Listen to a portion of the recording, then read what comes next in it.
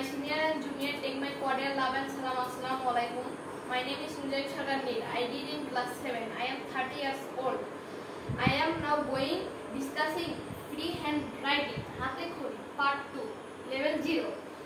গতকাল আমরা মাই reading room সম্পর্কে 5টি পয়েন্ট আলোচনা করেছি। আজকে তার ভিতরে 2টি পয়েন্ট নিয়ে তুলে ধরলাম।